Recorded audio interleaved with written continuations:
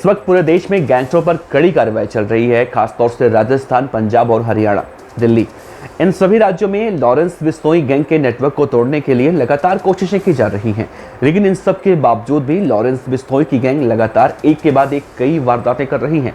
और खासतौर से जब राजस्थान के अपराध की दुनिया की बात होती है तो राजस्थान में ऐसे कई सारे गैंगस्टर हैं जो मौजूदा वक्त में पुलिस के लिए सिरदर्द बना हुआ है। और इन्हीं सब गैंगस्टरों को रोकने के लिए राजस्थान में एडीजीपी दिनेश यमन को रखा गया है। उनको फिर से वहां पर लाया गया है ताकि राजस्थान में पिछले कुछ समय से जो गैंगस्टरों की लगातार दहशत देखने को मिल रही थी उस पर लगाम लगाया जा सके।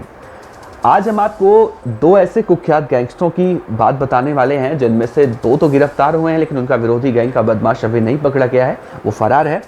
लेकिन कैसे 80 लाख रुपए देकर राजस्थान के इस कुख्यात गैंगस्टर की सुपारी दी गई थी कुख्यात गैंगस्टर राजू फौजी को, कैसे पुलिस ने इस पूरे प्लान को नाकाम किया और कैसे पुलिस ने अब इन दोनों कुख्यात गैंगस्टरों को पकड़ा है, जिसमें से एक के खिलाफ करीब 25 मामले हैं और दूसरे के खिलाफ कुल 10 मामले बताए जा रहे हैं। तो बने रहेगा इस वीडियो के अंत तक, क्योंकि आज का ये वीडियो राजस्थान के कुख्यात गैंगस्टर दिनेश बंबानी, विक्रम नांदिया और कैलाश मांझू और राजू फौजी के गुनाहों की कहानी है और कैसे इनके बीच में जो आपसी गैंग वॉर चल रही है उसको लेकर लगातार राजस्थान में दहशत का माहौल बना हुआ है। पुलिस ऐसे बदमाशों को पकड़ने के लिए लगातार कड़ी कार्रवाई कर रही है। राजस्थान के अपराध की दुनिया की खबरें हम आपको लगातार बताते हैं, उस पर विश्लेषण भी करते हैं और पुलिस की जो कार्रवाई होती है, कार्यशैली होती है, उसकी प्रशंसा भी करते हैं, क्योंकि वो प्रशंसा करने लायक होता है। पुलिस ही है जिसकी वजह से हम और आप सुकून से बाहर निकलते हैं, घर में बैठते हैं। नमस्कार, मेरा नाम है देवनाथ पांडे और आप देख रहे हैं BDF न्यूज, जिसमें हम आपको रोजाना सुनाते हैं अपराध की दुनिया की छोटी और बड़ी खबरें। तो पहले तो आप इस तस्वीर को ध्यान से देखिए। इसका नाम है गैंगस्टर राजू फौजी। राजू फौजी के बारे में कहा जाता है, फिलहाल पहले तो ये जान लीजिए कि ये पुलिस की गिरफ्त में है। पिछले साल इसकी गिरफ्तारी हुई थी और अभी ये जेल में सजा काट रहा है। लेकिन इसी राजू फौजी को 80 लाख रुपए की सुपारी मिली राजस्थान के एक कुख्यात बदमाश कैलाश मांझू की। कैलाश मांझू दरअसल ध्यान से देखिए, यही है कैलाश मांझू। कैलाश मांझू का भतीजा है राकेश मांझू। ये दोनों राजस्थान के बड़े गैंगस्टर कहे जाते हैं। इसी कैलाश मांझू को मारने की सुपारी दी थी गैंगस्टर विक्रम नांदिया ने, करीब 80 लाख रुपए की। 80 लाख रुपए की सुपारी लेने के बाद जब राजू फौजी कैलाश मांझू को मारने के लिए रेकी कर रहा था, तभी पुलिस को इन्फॉर्मेशन मिली कि एक बड़ी गैंग वॉर होने वाली है और पुलिस ने इसे रोकने की कोशिश की और राजू फौजी गिरफ्तार हुआ। राजू फौजी के गिरफ्तार होते ही पुलिस ने एक बड़ी सफलता हासिल की और कहीं ना कहीं इसे एक अच्छा पहल माना गया। नहीं तो राजस्थान के अंदर ठीक वैसा ही गैंग वॉर होता जैसे राजू टेहट मारा गया था या फिर आमतौर में देखा गया था जयपुर में कई ऐसी घटनाएं हुई थी। तो इन सब कार्रवाई को करते हुए पुलिस ने एक बहुत बड़ी सफलता हासिल की थी। विक्रम नांदिया और दिनेश बंबानी को देखिए। इस वीडियो के दो किरदार ये भी हैं जो अब गिरफ्तार हुए हैं कल। इनकी गिरफ्तारी हुई है राजस्थान के एक पहाड़ी इलाके से, जिसे बंगड़ा पहाड़ी बोला जाता है। उसे पुलिस ने घेर कर कैसे प्लान बनाया, कैसे इनकी रेकी की गई, कैसे पुलिस को इन्फॉर्मेशन मिली, इन सब बातों की चर्चा करेंगे।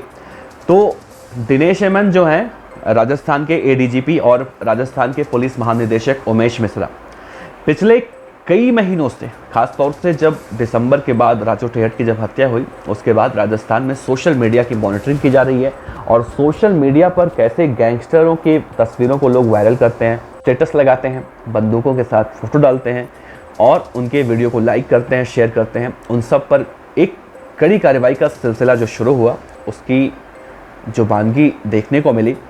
कई सारे युवा सुधर गए, कई सारे युवा अभी सुधरने की राह पर हैं और कई सारे युवा ऐसे हैं जो इन सब गतिविधियों में शामिल होना चाहते थे, वो इससे तौबा कर चुके। तो ये एक अच्छी पहल कर सकते हैं। कुछ दिन पहले इसी गैंगस्टर कैलाश मांझू का एक वीडियो सोशल मीडिया पर आया था और उसने पुलिस पर आरोप लगाया था कि उसका दुश्मन जो है विक्रम नांदिया और पुलिस दोनों मिलकर उसे परेशान कर रही हैं। पुलिस के ऊपर उसने आरोप लगाया था कि विक्रम नांदिया ने पुलिस को कोई कार गिफ्ट की थी। हालांकि हम इसकी पुष्टि नहीं करते हैं, लेकिन मीडिया रिपोर्ट में ऐसे दावे, ऐसी बातें कही गई थी और उसी के बाद ये नतीजा निकला है। गैंगस्टर विक्रम नांदिया गिरफ्तार हुआ है अपने एक साथी दिनेश बंबानी के साथ। अब इससे पूछा जाएगा कि आखिर कैलाश मांझू कहाँ है जो इस वक्त फरार चल रहा है। लेकिन एक बड़ा सवाल उठ रहा है कि जिस दिनेश बंबानी और विक्रम नांदिया को पुलिस काफ़ी लंबे समय से खोज रही थी, वो पुलिस की गिरफ्त में आया कैसे। तो आपको बता दें कि पुलिस ने इन गैंगस्टरों के मोबाइल नंबर का विश्लेषण किया, न सिर्फ इन गैंगस्टरों के बल्कि आसपास जो लोग संदिग्ध थे उन सभी के नंबर के फ़ोन टैपिंग शुरू की गई।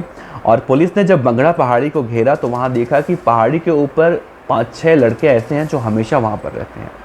दरअसल उनका काम होता था कि जैसे कोई यहाँ पर हरकत हो पुलिस की तो ऊपर छिपे गैंगस्टरों को बता दें कि पुलिस की रेड पड़ने वाली है या पुलिस छापा मारने आने वाली है, दबिश देने आने वाली है, और वहाँ से भाग जाओ, और इसे देखते हुए फरार हो जाते थे। तो पुलिस ने काफ़ी लंबे समय से पूरी प्लानिंग कर रखी थी, और जैसे ही पुलिस वहाँ पर पहुँची तो ये दोनों कुख्यात गैंगस्टर वहाँ पर गिरफ्तार हुए। इन दोनों बदमाशों की गिरफ्तारी के बाद एक जो गैंगवॉर की आशंका जताई जा रही थी, खासतौर से विक्रम नांदिया और कैलाश मांझू के बीच में, ये दोनों गैंगवॉर की आशंकाओं को एक तरह से खारिज कर दिया गया है।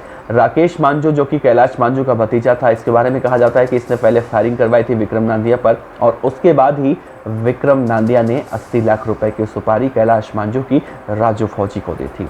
तो पुलिस अब एक एक पहलुओं को जांच पड़ताल कर रही है, तोड़ने की कोशिश कर रही है कि आखिर जो दावे किए जा रहे थे या फिर जो गैंगवॉर की आशंकाएं जताई जा रही थी उनमें कितनी सच्चाई है, या फिर ये गैंगस्टर अभी क्या कुछ पुलिस के सामने राज उगलने वाले हैं। इन सब बातों की समीक्षा जो है की जाएगी। तो आप बने रहिएगा, जैसे ही कोई अपडेट आएगा हम आप तक पहुंचाएंगे। आपका बहुत बहुत शुक्रिया। नमस्कार।